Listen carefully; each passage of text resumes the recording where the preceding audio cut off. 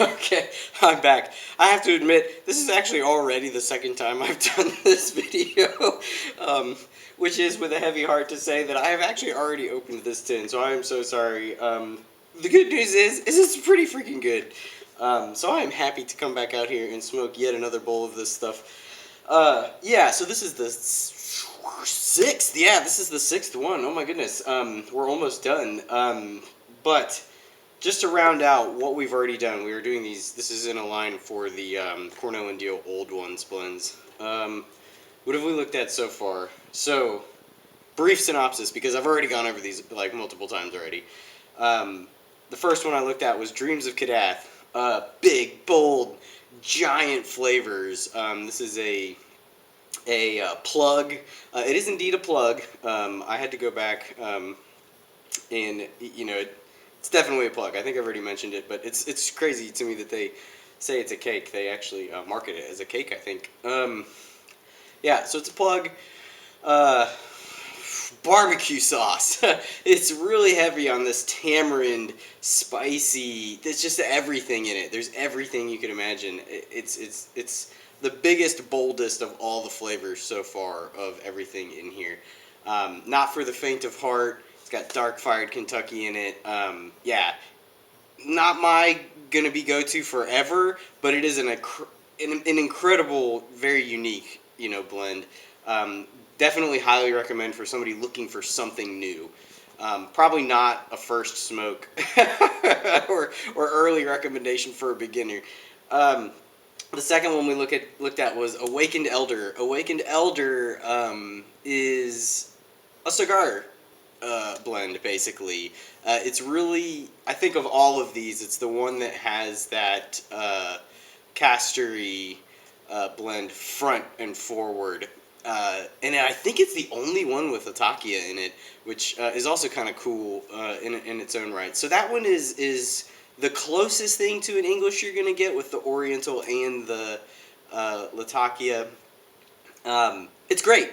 I will come back to that one probably many times. I'm like already almost through with the tin and debating whether or not I want to get another one. So the third one we looked at was Visions of Cellophase. Of all of the ones in the line, this is the aromatic. The one that you can easily say is an aromatic. So immediately labeling that, those of you who like that, get it. Those of you who don't like that, don't get it. Yeah, to me, it's just too grapey. I don't know what the topping or casing is, but whatever it is, there's way too much of it, and it is way too sweet. And it just makes it taste grapey, and I think it buries everything else. The one thing I do remember about it is if you smoke it long enough, either your olfactory systems get used to it, or you burn off a lot of the casing or topping, and what you're left with is incredible. So what I want to do with that one is cellar it. Put it in there for a year. Maybe I'll come back to it this time next year and see if that topping has mellowed out a little bit. The one after that was Miskatonic Mixture. I've come back to this one multiple times. It is the burley blend of the group. So it's the one that's got the burley forward. It does have Perique in it, and I think there is Virginia in it as well. There may be some other stuff, but I like it. I like it a lot. The more I smoke it, the more I want to smoke it. Is it going to knock your socks off? Probably not. It's just burley.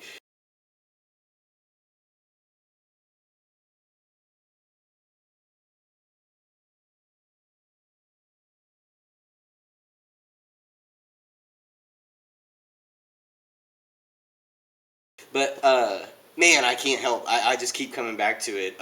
Rich chocolate, tea, coffee, espresso. It's just full and rich and dark and luscious, and very easy to smoke. It's an all-day smoke. Yeah, I'm almost out of it already. After that was Innsmouth. This is your vapor. Very Virginia forward, bright, citrusy, apple cider. It may or may not have that Caturini in it. I cannot remember. It may also have the Casturi. All of these blends kind of all have the same stuff in it, in greater or lesser quantities. You know, some play supporting parts and some are out in front and stuff like that. But I really love that one too. It might be my favorite. I've only just begun with it, but yeah, I really like that one a lot. So bright and fresh, and yeah, it's great. It's great. I have no that one. I have nothing bad to say about. Um, yeah, it's just cool. It does burn really fast, so my tin might be a little dry. All of my tins say April of 25, so these are new. You know, these aren't old by any means. So, but you never know. And here we are at number 6, which is Mad Fiddler Flake. And spoiler warning, I already opened this because I've already filmed this once already. So this is my second time, but it's good. It's really good. It's really unique. Honestly, when I first read this, I said Virginia Forward, Kasturi, Perique, Black Cavendish. So that's nothing we haven't seen already. In fact, the order of ingredients is almost identical, I think, to the Innsmouth.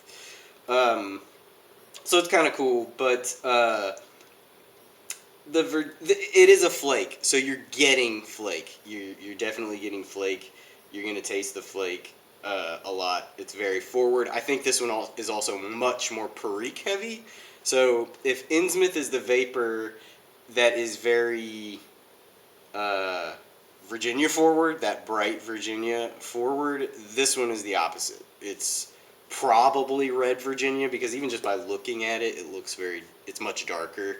And you don't get as much of that hay, citrus, bright. You get more of the earthy, spicy, plum, tamarind, that funk that you get from the Perique. So that means it's good.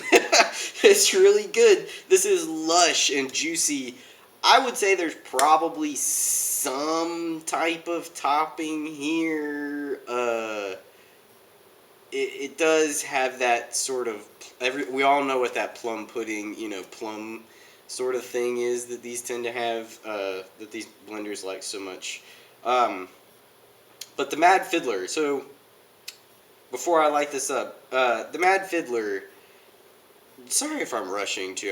Like I said, I've already done this once. And I even had to stop in the middle of the last one because my lighter died and I had to go refill it. Which was good timing because I actually bought some lighter fluid this morning. And in the previous video, that's interesting, I'm going to bring that up. I bought a bottle of lighter fluid because I knew I was getting low. And I bought one of the big bottles of Zippo fluid. And it was $5, which to me, like, almost broke my mind in this world where everything, prices are skyrocketing stuff. I remember buying the small cans of Zippo fluid and thinking they were like $9 or $10. But then I saw this giant bottle for $5. So y'all tell me if I'm crazy. That didn't seem right to me. I'm wondering if I got one over on them. But Mad Fiddler. So the Mad Fiddler is almost certainly based on the short story The Music of Eric Zahn. This is not one that I have read in a really long time. I really should have, because if you want to get into Lovecraft, this is a very good one to start with.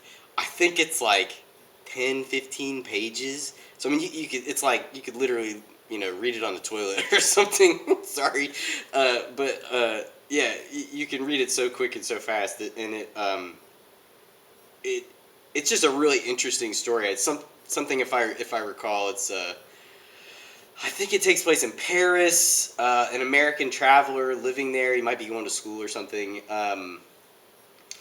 rents an apartment, and either down the hall or upstairs or below him, he hears this fiddle, this violin music, and it's these strange, haunting tones, and eventually he gets into the room and has this, crazy, wild, trippy experience, and eldritch horrors invade his mind for the rest of his life or whatever. But I think like he leaves the next day or something and comes back to his apartment, and the one thing I remember is like the whole street is gone. Like the alley that he was staying at is just gone. The apartment's gone, and he asks people, do you know anything about, what happened? They're like, we don't know what you're talking about. So I don't know, kind of interesting. There's probably a lot more to it, and I'm probably misremembering, but it's been a while. I am currently reading another book, which will appear in a future video soon. Actually, so this is Flake, and whew, it is strong. I don't know if you'll be able to see that really well. It's already kind of semi broken up. It's not, it's not in your traditional flake where it's the whole cut of the plug, so to speak. This is already somewhat sort of broken up. You just get pieces of it. Some of them, like, that's about the biggest piece I've seen of this. So that's kind of nice. But it's so dark and so rich and lush. In fact, I don't think I've ever seen a flake that dark. So I'm wondering if it doesn't have more Cavendish to it. But yeah, smell Perique. You get it a mile away. It's there and ready for you. I think there might be some topping in there, like I said. Maybe it smells like that plum stuff to me, but usually what I've noticed is when they put the plum in, the plum is supposed to be Perique. It's like a technique or a flavor or something that they created to replace the flavor of Perique. And then when Perique started coming back around, I don't remember when that was, a few years ago, they like all of a sudden renamed everything to be plum, or they were more open about it, I guess. I don't know, or maybe I'm just misremembering. I can't remember. Yeah, so let's get this going. How much do I need? That maybe a couple little slices more. You don't need a lot, and I am again using my Peterson Churchwarden. This is a Prince bowl. It's rusticated, and it's all beat up and gnarled, so I thought it was appropriate. I think I made the joke earlier, this is for the Lovecraft fans, but if a Yith could smoke a pipe, this is probably what they would smoke a pipe with. And I say if because I don't even know what orifice they would use to smoke a pipe, so that's an in-joke for all the people who have read Lovecraft.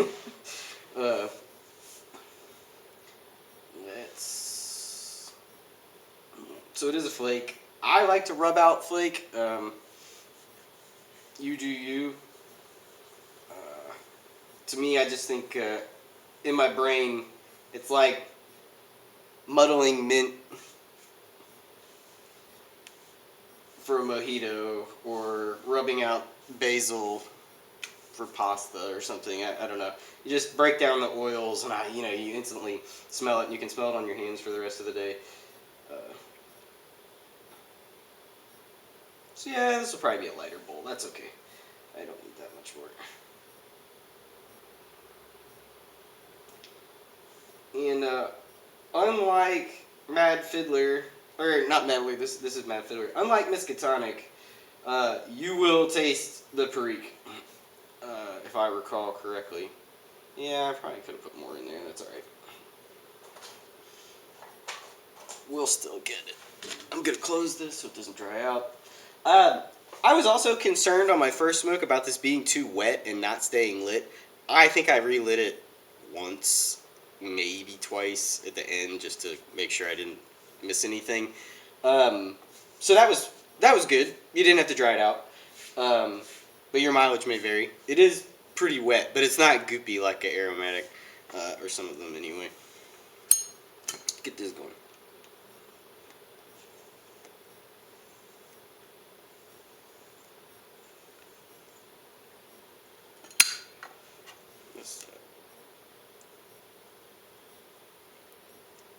Pre-light, get it nice and toasty.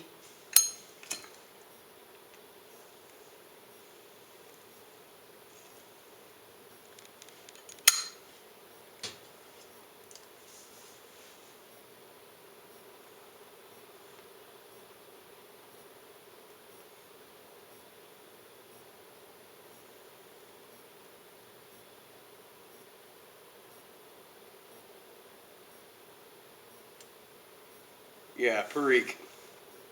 Yeah, luscious. You know, really luscious. Um,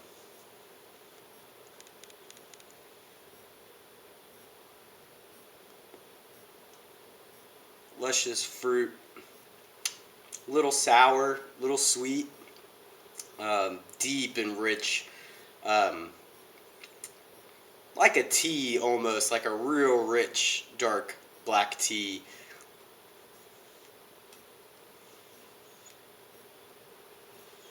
I lost it already. I talked too much. Um, One thing I remember I was going to say about this, I know some of the ingredients, it's definitely missing the smokiness. It doesn't have that old dark, I was want to say old dark fire. Dark fire Kentucky. Uh, and it, it's very much like the Dreams of Kadath. Just Dreams of Kadath is an 11 out of 10. This is a 9 out of 10. You take away that smoke and you tone down the flavor and really let the Perique take over. That's what this is. So with that, and it's and it is the flake. So if I had to choose, I would say I like the experience of Dreams of Kadath better than this, but 9 times out of 10, I would pick this over that. Just because it's easy, and I could smoke this twice a day. Whereas that Dreams of Kadath would be once a week, tops, if I felt like it. Um, so that's kind of where this is at.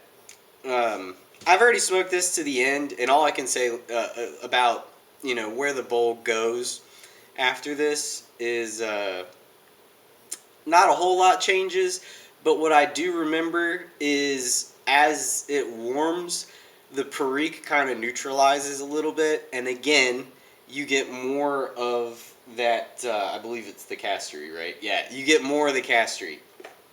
That's something I've noticed with all of those Kasturi, that cigar leaf, is that it likes to hide, and then it really comes out later, and it sort of blooms as the bowl warms up, and then you get that rich spiciness. And when I say spicy, I don't mean like capsaicin. I mean like clove, nutmeg, baking spice, cinnamon.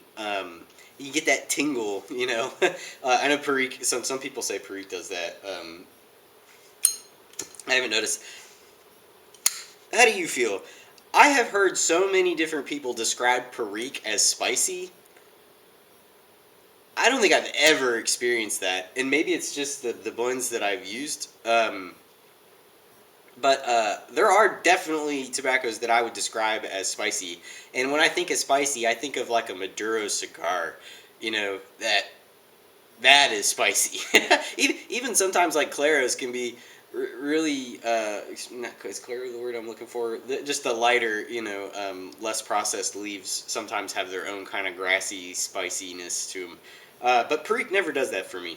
I'm not sure. Uh, you all tell me if I'm crazy.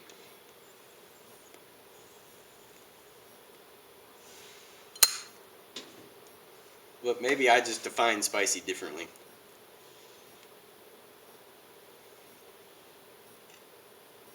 It does bring up something. Something else I wanted to say.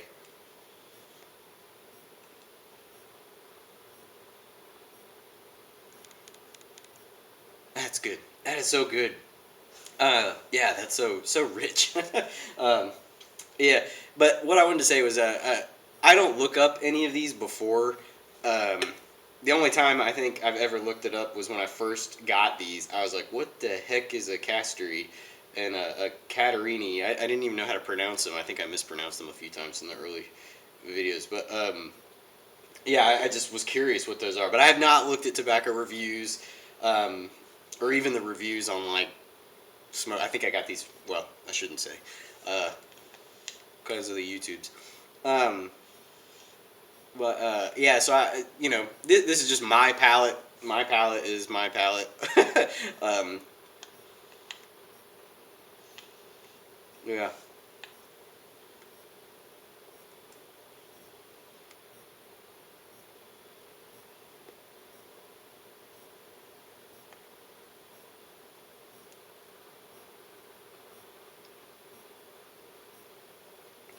Yeah, and I've noticed too. I've come back to these after a few days when I'll be reviewing the next one, and I'll go, I changed my mind. It was this or that or something, which is cool. I like that, and I like having you folks to share that with.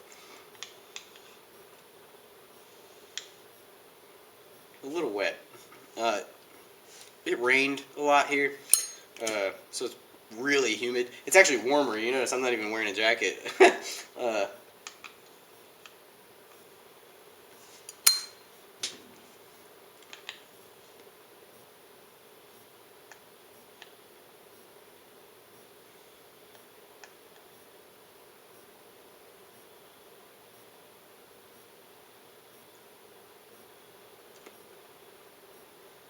yeah, it's a cool one. I even kind of get when that Kasturi finally pokes through and it mixes with the funk from the Perique. It's gonna sound really weird, but let me taste it again just so I can be.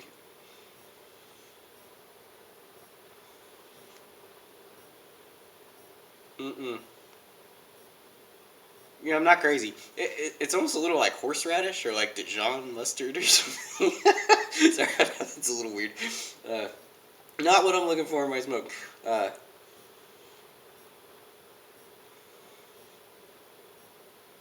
yeah. Sorry, it's kind of weird. Anyway, uh, yeah. So we're a new channel. I am desperately trying to get all of these reviews out. They're not really reviews. I'm just chatting with you. But I'm desperately trying to get all of these out before Halloween. Not for any particular reason other than I don't know. They might not be as interesting to folks after spooky season. Um, But we have so much other content. We are a new channel. We are recording like crazy, trying to get as much content, especially before it gets cold. But right now we're predominantly tobacco stuff because it's easy. I can do it from home. I have some woodworking videos coming out.